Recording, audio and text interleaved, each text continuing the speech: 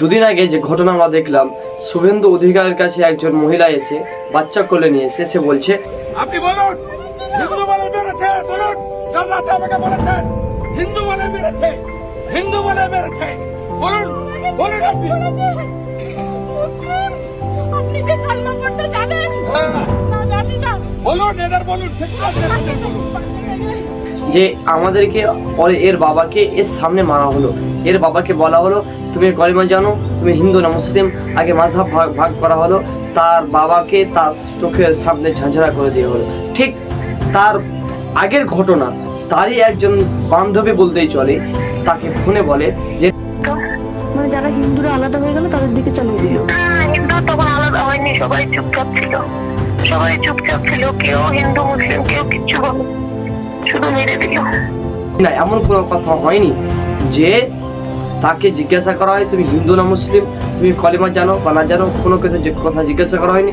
Direct এসে প্রথমেই গুলি করে দেওয়া হয়। তাহলে এই যে গদি মিডিয়া বা RSS এর যে চক্রান্ত, যেখানে কাশ্মীরে পেহলাগামে যে ঘটনা প্রত্যেকটা মানুষই জানে, আর প্রত্যেকটা মানুষের এই হৃদয়কে নাড়া দেয়, আর সে সময় তারা এখন পর্যন্ত তারা কি করছে, যে তারা পলিটিক্স কাজে লাগাচ্ছে, কিভাবে ভোট ব্যাংক বাড়বে এই ধান্দায় তারা আছে। কি না হতে পারে যে তারা কি বলছে, যে এই যে ঘটনা যারা মুসলিম হিন্দুদেরকে মেরেছে জঙ্গি, তারা নাকি প্রত্যেকটা মানুষকে জিজ্ঞাসা করেছে তোমার মাযহাব কি, তুমি হিন্দু না মুসলিম, যারা হিন্দু আলাদা হয়ে যাও, যারা মুসলিম তারা আলাদা হয়ে যাও। অর্থাৎ মুসলিমদেরকে আলাদা করে হিন্দুদেরকে গুলি করে ঝাঁঝরা করে দেওয়া হচ্ছে। যদি এটাই হলো তাহলে মুর্শিদাবাদের ঝন্টু আলী যে আর্মি, সে তো কলেমা জানতো, তার মাযহাব তো ইসলাম, সে তো মুসলিম, তাহলে সে কিভাবে সে পেহলগামে অ্যাটাকে মারা গেল। দ্বিতীয়ত কাশ্মীরের মুসলিম আদিল হোসেন, সে কিভাবে মৃত্যুবরণ করলো?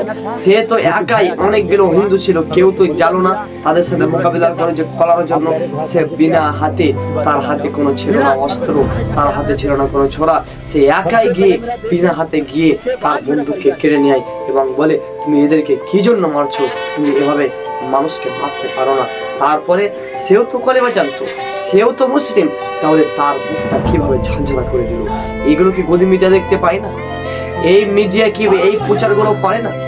মিডিয়া এমন ভাবে লেগে পড়েছে যে হিন্দু মুসলিমকে কিভাবে দাঙ্গা লাগানো যায়, আর যারা বিজেপির RSS আছে তারা কিভাবে হিন্দু মুসলিমদের মধ্যে বিভাগ করা যায়, পার্থক্য করা যায়, আর আমাদের ফুটবলটা ভালো হয়, এই ধান্দাই তারা করছে।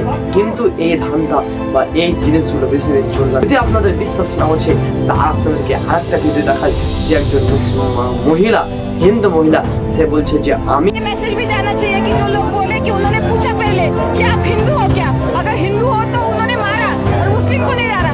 ये इंडिया में मैसेज आ रहा है, ऐसा नहीं है।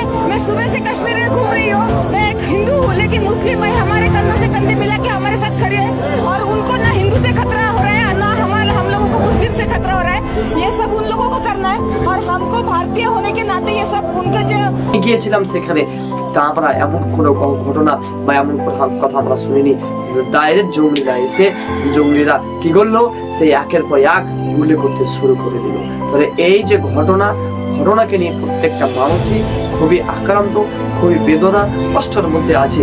আর এই জন্য আমরা কি চাই, যারা এ ধরনের কাজ করেছে, জঙ্গলিরা যে ধরনের কাজ করেছে, জঙ্গলিদেরকে আমরা চাই যে তাদের কঠিন শাস্তি হোক।